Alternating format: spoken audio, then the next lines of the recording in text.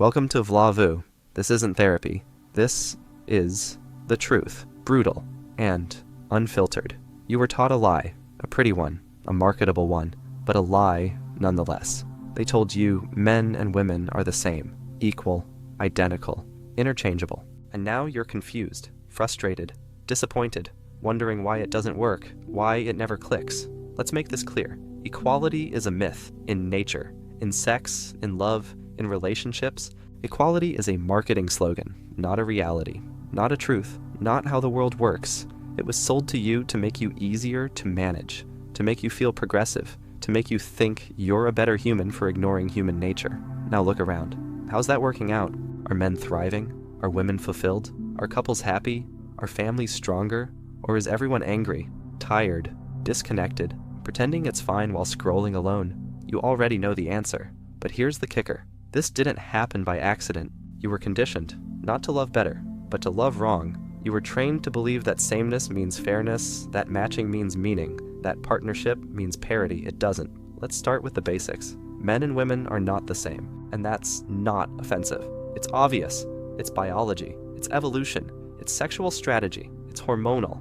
It's neurological. It's existential. And still, modern programming says otherwise. Let's break it down. Equality sounds good. It feels good because it's clean, predictable, safe, mathematical. Same job, same pay, same role, same rules, same love, same effort.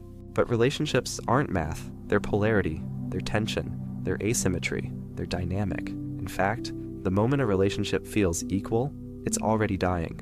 Why? Because polarity disappears, and polarity is everything. It's the push and pull, the charge, the attraction, the masculine and feminine, the giver and receiver, the initiator and responder. Without polarity, there's no fire, no desire, no sexual energy, just two people splitting chores and watching separate screens. Equality flattens polarity, and in doing so, it flattens intimacy. And here's where it gets worse. This myth doesn't even benefit women, not long term. In the short term, sure, hypergamy thrives in confusion. She gets the high ground, the freedom, the leverage, but eventually, even she starts to wonder, where are the men? Where are the leaders? Where's the strength? Where's the masculine edge that makes her relax? Gone, neutralized, domesticated, or refusing to play? Now let's go deeper, because this isn't just personal, it's civilizational. The equality myth wasn't created to empower you, it was designed to pacify you, to confuse roles, to blur lines, to interrupt tradition, to dismantle hierarchy, to undo polarity. And what does that create? Chaos, weak men, unfulfilled women, disoriented children, rootless communities. This is not progress, it's entropy. So how did we get here? First, the education system. From age 5, boys and girls are treated the same. Same rules, same expectations, same punishments. But boys aren't girls. They move more, talk less, test boundaries, learn through struggle, need hierarchy, need risk, need resistance. Instead, they get diagnosed, medicated, shamed, told to sit still, be quiet, get in line. Equality kills initiation. Then comes media. What's the male archetype now? Not stoic, not strong, not decisive, but apologetic, clumsy, harmless. He's the butt of the joke, the sidekick, the emotional support human, while she runs the show. Then dating. Now we're told, split the bill, split the effort, split the leadership, split the initiative. And what happens? She waits for him to lead. He waits for her to initiate. No one moves, no one feels it, no one wants each other. Because no one feels different, desire dies in symmetry. And then marriage. They both work, they both parent, they both cook, they both decide, until she starts resenting that he's not leading, that she can't relax, that she has to carry the mental load.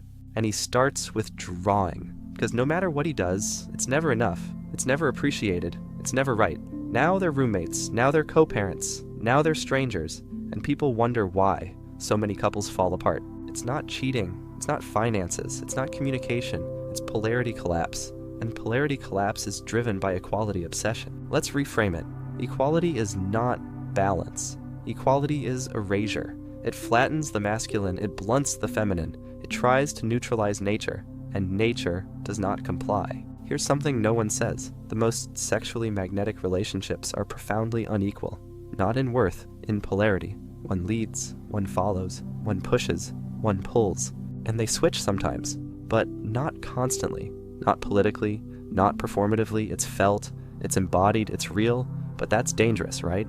That's regressive, that's toxic, that's problematic. Except it works. Equality doesn't, because equality removes mystery, removes tension, removes the essential friction that keeps two people wanting. Now, let's zoom out, globally. Are the happiest couples equal? They're not. Look at traditional cultures. Roles are clear, lines are known, and guess what? They still desire each other. They still raise families. They still last. Modern, equal couples? Therapy, resentment, burnout, or silent mutual misery, because sameness creates fatigue, and it's not just heterosexual. Even in gay relationships, there's polarity, top and bottom, masc and femme. Energy still seeks contrast, because equality isn't natural. Polarity is. Now let's talk mindset. The equality myth teaches people to compare, to compete, to negotiate constantly. I did this, now you do that. I made dinner, you do dishes. I planned last time, it's your turn. Scorekeeping. And what does that destroy? Generosity, spontaneity, service, grace, magic. Because love becomes math, and math is dead. Want to kill intimacy fast? Turn it into a spreadsheet. Equality sounds nice, but it turns everything transactional, and people are exhausted. So let's recap. The myth of equality was a beautiful idea, but it produced ugly results. It stole polarity, it confused identity, it fractured desire, it created resentment, and worst of all, it promised peace and delivered isolation. You're not meant to be the same. You're meant to complement, to dance, to lock in, to charge each other. But only if you drop the myth that's killing connection, killing attraction, killing polarity. That's the first truth. Next, we dive deeper into the sexual marketplace, into gender programming, into why most women say they want equality, but only when it benefits them. Brace yourself, because Section 2 isn't gentle. This was VlaVu, modern problems. VlaVu energy. If this made you uncomfortable, good. That means you're waking up. Subscribe if you're done coping. Share if someone needs to hear it. And don't forget, equality doesn't spark desire. Polarity does. Let's get into the contradiction, because it's not just theory, it's visible. Daily, everywhere. Here's the pattern. Women say they want equality in dating, in marriage, in power, in everything. But what they choose is not equal. What they desire is not equal. What they reward is not equal. They say equality, but chase dominance, admire strength, submit to polarity, crave leadership, demand performance. Let's break this open. In surveys, women say they want nice, safe, gentle, sensitive, feminist men. But who do they swipe on, follow, fantasize about? It's not the soft guy. It's not the sweet friend. It's not the supportive roommate. It's the man who leads, the man who decides, the man who owns space, the man who never asks permission. That's not equality. That's polarity. Women are hardwired for contrast, not because they're shallow, but because biology doesn't care what Twitter says. Now, some of you are already uncomfortable. Good. That means this matters. Let's call it what it is. Status-driven hypergamy. That's the female algorithm. Date up, marry up, made up. Want proof? Look at dating app data. Top 10% of men get 80% of matches. That's not equality, that's concentration. Meanwhile, average guy gets ignored, overlooked, friend-zoned, ghosted, and women say, there are no good men, while 90% of men sit invisible. They say they want equality, but date the top. What does that tell you? Desire is not egalitarian. Let's go deeper. Ask any woman privately, would she date a man who makes less than her? Maybe. She'll say, it depends. But the resentment grows, the pressure builds, the respect fades. And without respect, there is no desire. That's the missing link. Desire is rooted in respect, and respect doesn't flow from symmetry. It flows from admiration, and admiration needs imbalance. You can't admire someone you view as equal, because there's nothing to reach for. No mystery, no charge, no submission. Yes, submission. It's a dirty word now, but it's everywhere. It's in every dance, every climax, every fantasy. Someone leads, someone follows, and guess what?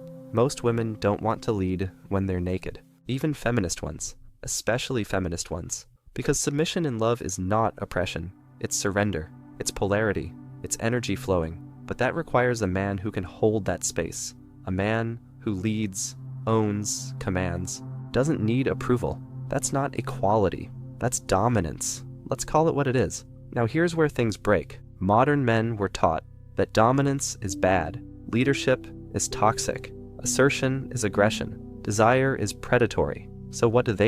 They shrink, they soften, they defer, they apologize, and women get bored, not because they're cruel, because they're honest. They say equality, but their biology still seeks polarity, and when that's missing, so is the spark. Now add social programming.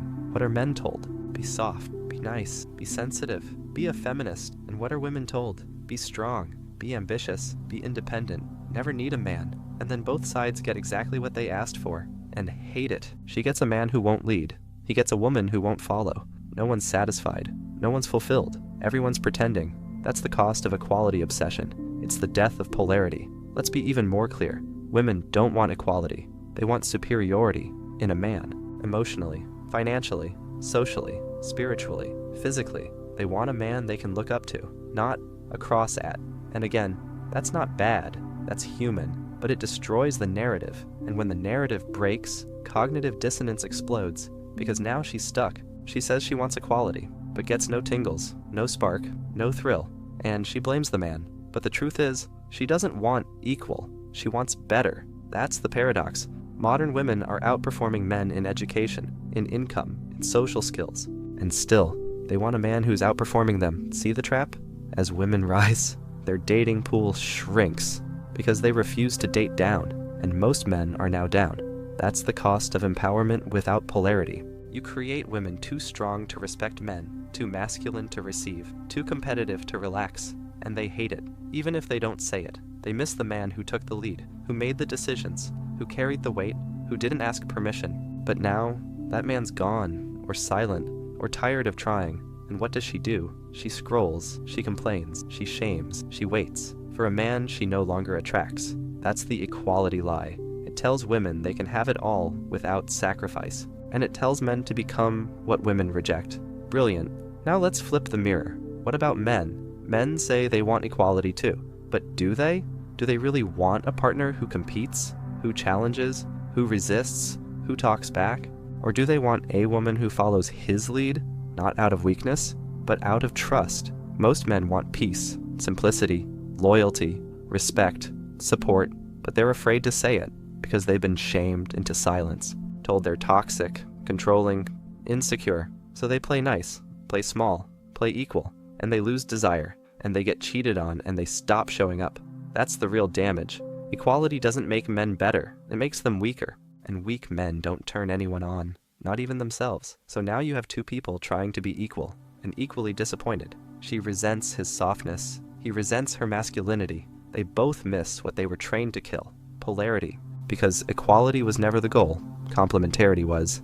Different roles, different strengths, different rhythms, but same mission. Modern dating has no mission, just entitlement, confusion, expectation, performance, and performance kills intimacy. Let me say that again. Performance kills intimacy. You can't perform polarity, you must embody it. And embodiment requires truth. Embodiment requires risk. Embodiment requires role clarity. But role clarity was burned at the altar of equality. And now, you're here, confused, disconnected, lonely, longing. But don't worry, the script can change, but not without consequences. Because the next section takes us to the core, to the real agenda, behind the equality lie. It's not just cultural, it's psychological, it's spiritual, it's political. In Section 3, we expose the consequences of a generation raised on fake balance and weaponized fairness. We go deeper into how this myth was designed to weaken you, to divide you, to control you. Get ready. If this section hit hard, send it to someone who's still coping, who still thinks equality is sexy. And if you're ready to lead, not wait, subscribe now. Let's kill the lie and rebuild polarity. Section 3 coming next. Let's stop pretending this was random. This wasn't organic. It wasn't progress. It wasn't evolution. It was programming. You were programmed to believe that equality means love, that sameness means peace, that difference means danger. You were programmed to distrust instinct, to suppress polarity, to question tradition, to reject hierarchy, to resent masculinity. This didn't happen overnight. It took generations, and it worked. Because now, men are afraid to lead, women are afraid to follow, and both are afraid of themselves. Let's unpack the purpose. The myth of equality wasn't made to empower you. It was made to weaken you. Weaken men, especially. Because weakened men are easy to manage, easy to shame, easy to replace. Strong men question systems.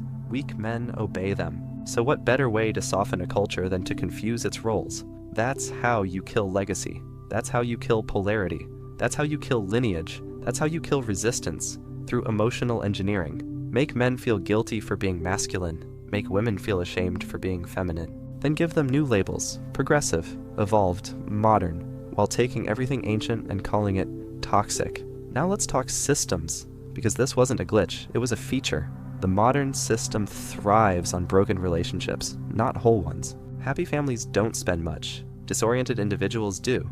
Every breakup means more products sold, more therapy booked, more content watched, more pills taken. Broken polarity is profitable, and broken people are programmable. That's why they push it. That's why the narrative never dies. That's why every movie, every classroom, every influencer says the same thing. Men and women should be equal. Not complementary, not reciprocal, not energetic opposites, equal. And if you resist, you're labeled, attacked, silenced. Because obedience is the new enlightenment. Let me be clear, this is not liberation, it's containment. Equality is the cage, you just painted it gold. And worse, you started policing each other. Men correcting men for being too direct, women mocking women for being too soft. That's not empowerment, that's surveillance. Internalized obedience is the most efficient control. You want proof? Look at dating culture. Look how many people are afraid to speak truth, to admit what they want, to lead with polarity. Everyone's afraid of looking regressive, so instead, they suffer in silence, equal on the surface, lonely underneath, because deep down, they know, they feel it. This isn't working. It doesn't feel natural. It doesn't feel right. It doesn't feel alive, and it's not supposed to, because aliveness doesn't thrive in control. It thrives in contrast. It thrives in chaos. It thrives in danger. But danger is now forbidden. Masculine danger, canceled. Feminine surrender, canceled. Now we get vanilla, sanitized, predictable, and people call it progress. But look at the results. Lowest birth rates ever. Record high antidepressant use. People dying of loneliness. Men exiting the market. Women freezing their eggs. Children raised on screens. That's the cost of compliance. Equality wasn't sold to heal you. It was sold to control you. Let's go deeper. This isn't just political. It's spiritual. Polarity is divine. Masculine and feminine are the oldest forces. They're not ideas. They're frequencies. And when you suppress them, you disconnect from yourself. You disconnect from desire. You disconnect from source. That's the real tragedy. Men feel lost because they were told to disown their edge, to neuter their drive, to reject their instincts. Now they're confused, passive, ashamed. And women? They feel hardened, overburdened, defensive, always in control, but secretly exhausted. Because carrying both energies is not freedom, it's fatigue. She doesn't want to lead. She doesn't want to hunt. She doesn't want to initiate. She wants to soften, to be claimed, to surrender. But she doesn't trust men, because men stopped being men, and the system calls this progress. Here's the VlaVu truth. The equality myth was designed to sterilize desire, to break families, to dilute strength, to distract you from your programming, to confuse you into silence, to trap you in sameness. And sameness is where love goes to die. Now let's flip the lens again. Ask yourself, who benefits from this? Who benefits from confusion? Not you, not your partner, not your children, but corporations do, governments do, agendas do. They need you split. They need you disoriented. They need you neutralized. Because when polarity returns, so does resistance. When masculinity awakens, control becomes harder. When femininity flows, distraction loses power. That's why they fear it. So what's the solution? Start by rejecting the script. Refuse to play equal. In places that need polarity, stop pretending sameness is the goal. It isn't. Clarity is. Role clarity. Energy clarity. Mission clarity. Be masculine. Be feminine. Be unapologetic. Polarity isn't toxic. It's sacred. And it's the only way to build love that lasts. Not equality. Not performative fairness. Not shared calendars. Polarity. Presence. Truth. That's what modern love forgot. And that's what VlaVu restores. Now you're ready for the core. Because in the final section, we break free for real. We explore how to reclaim polarity without shame, without apology, without asking permission. We talk embodiment, We talk leadership. We talk how to build a relationship that thrives in contrast, not sameness. You've seen the lie. Now it's time for truth. VlaVu doesn't cope. VlaVu confronts. Modern problems. VlaVu energy. If you're tired of compromise, subscribe and stop living soft. Next, how to build polarity that lasts. Let's rebuild what they destroyed. Let's bring back polarity, not for nostalgia, not for rebellion, but because it works. If you want attraction, real, electric, lasting attraction, you need contrast. You need masculine and feminine, not watered-down mimicry, not swapped roles, not blurred energy. You need difference. That difference starts with clarity. So let's begin with men. If you're a man listening, wake the hell up. No more asking permission. No more apologizing for desire. No more softening your edges to be understood. Your job is leadership, direction, stability, presence, command. You're the container, the edge, the decision maker, the initiator. That's not control. That's polarity. And yes, you'll be challenged. They'll call it toxic. They'll call it outdated. They'll call it aggressive. Let them. You weren't made to please. You were made to lead. But leadership begins in you. Structure your life. Discipline your mind. Control your body.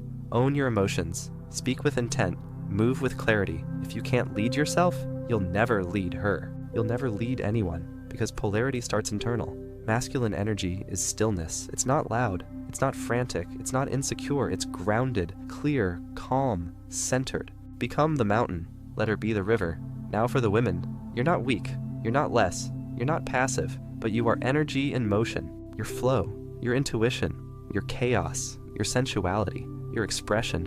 And if you want love that makes you melt, stop competing with men. Stop proving yourself constantly. Stop hiding your softness. Stop leading when you're tired, because your power is in your surrender. Not to any man, but to the right man. A man who leads so you can rest. A man who holds so you can open. Surrender isn't submission.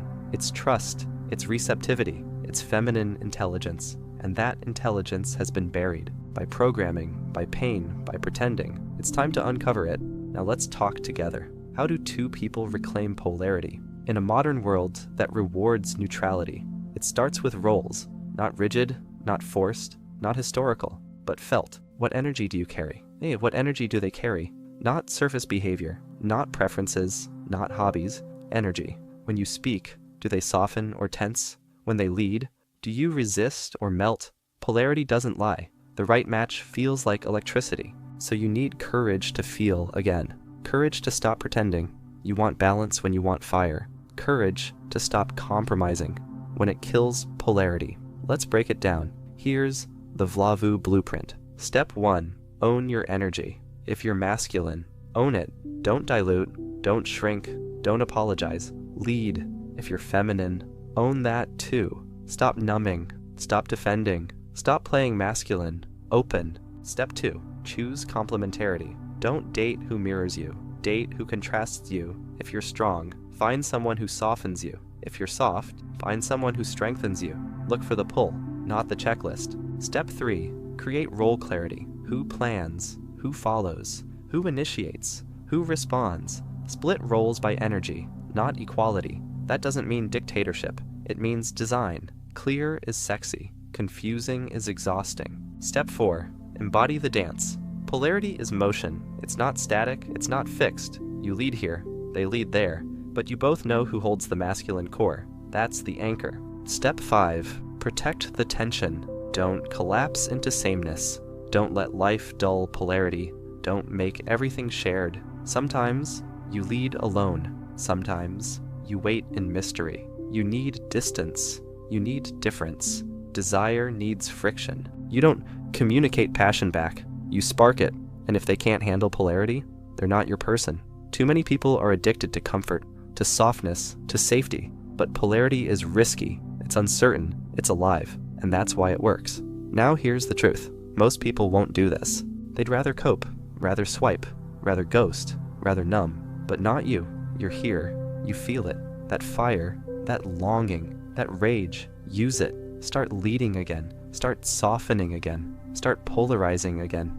Let people say you're outdated. Let them say you're too much. Because what they have isn't working. You know this. You see it. You live it. So stop performing. Start polarizing. This is VlaVu. Modern problems, VlaVu energy. No fluff, no therapy voice, just insight and the truth that sticks. If you want real polarity, not roleplay, not scripts, not fake masculinity, then subscribe now and share this with someone still pretending equality makes desire. Because now you know. Polarity is the answer. Polarity is the plan. Polarity is power. You weren't meant to match. You were meant to ignite.